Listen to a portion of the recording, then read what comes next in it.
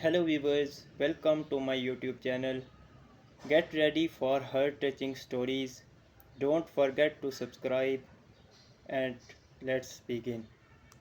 The invitation had arrived on a Tuesday, slipped under my apartment door like it was nothing, like the past 3 years of friendship hadn't earned it a proper phone call or at the very least a text message. A cream-colored card with gold embossed letters, "You are cordially invited to celebrate the engagement of Daniel Osai and Priya Sharma." I had stood in my hallway in my socks, holding that card for a full 2 minutes.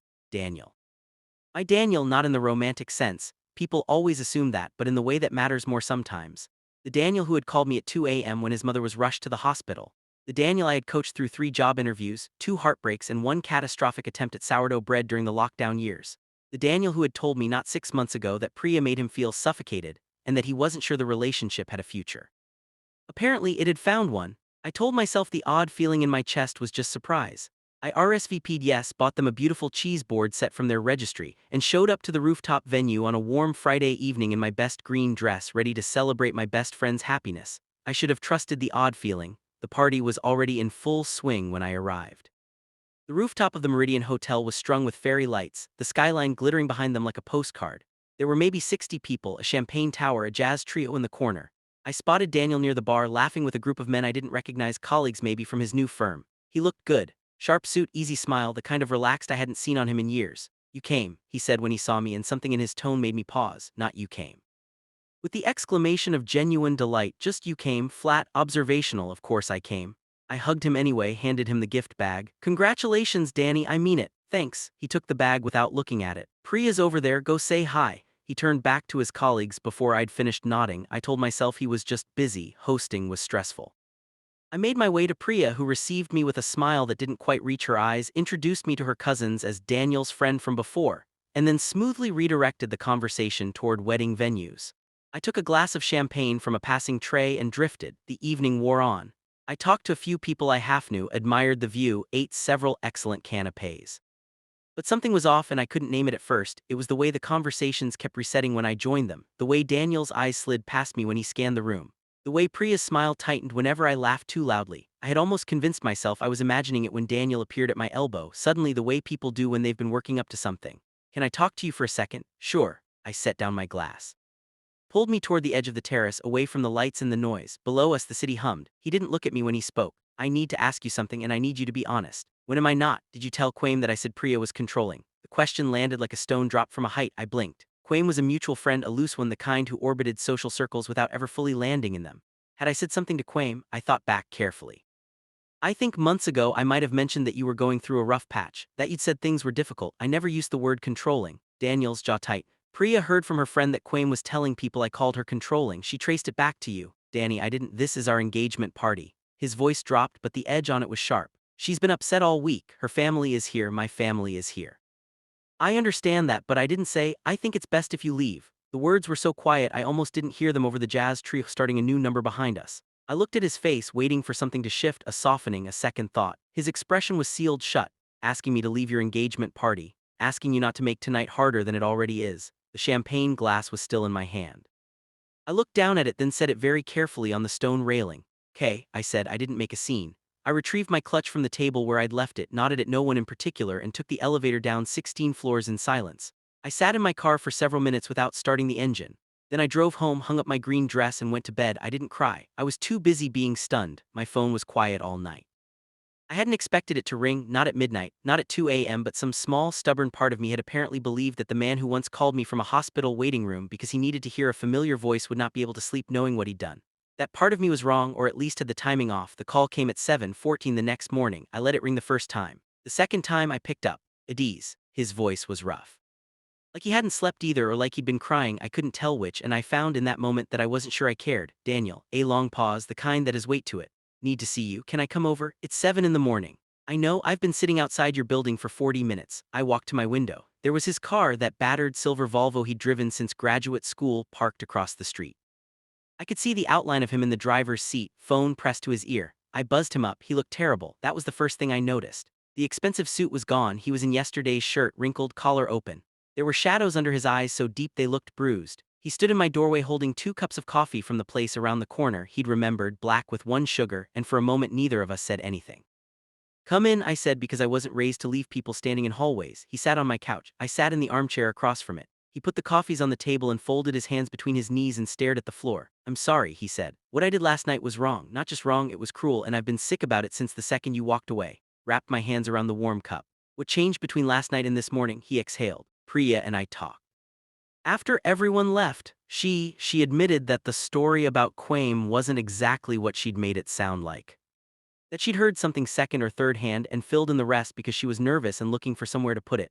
He paused. She wasn't lying on purpose. She was scared about last night and it came out sideways. But the story she told me about you, I just took it. I didn't question it. I didn't ask you for your side first. I needed a solution and you were the easiest one.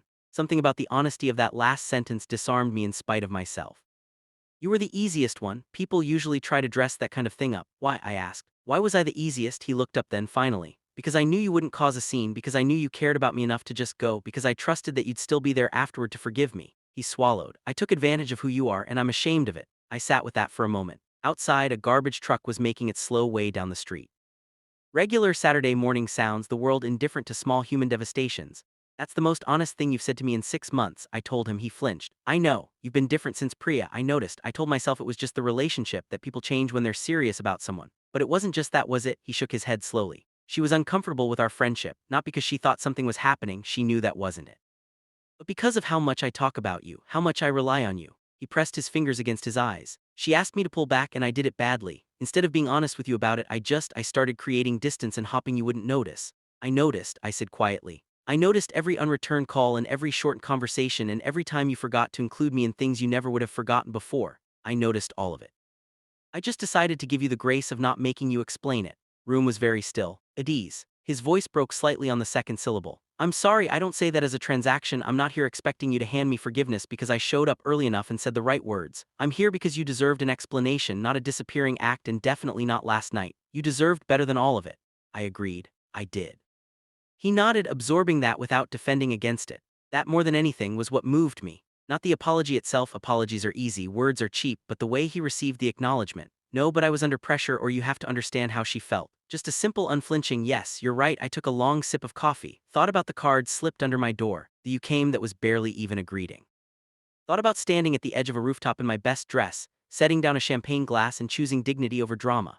Need you to understand something, I said finally. Priya is going to be your wife, and that means your first loyalty is to her. I'm not asking you to change that, and I don't think you should. But loyalty to a partner doesn't mean disappearing on the people who loved you first. It doesn't mean using them as a pressure valve when something goes wrong at a party. Good relationship makes space for friendship. If this one doesn't, if she isn't able to trust that what we have is just what it is, then that's a conversation you need to have with her, not a problem you solve by slowly making me disappear. He looked at me for a long moment. She's willing to try, to get to know you, actually know you, not just the version of you she'd built up in her head. She said that last night too, after everything settled down. She wants to meet you properly. Dinner, no occasion, no pressure. That's a start, I said. But Daniel, the next time someone tells you a story about me, you ask me first, before you act on it, before you let it change how you treat me. That's the basic minimum. Yes, yes, he said it without hesitation. Yes, always. Set down my cup. Looked at him, this tired, rumpled, genuinely remorseful man who had been my closest friend through some of the best and worst years of my adult life. People were complicated.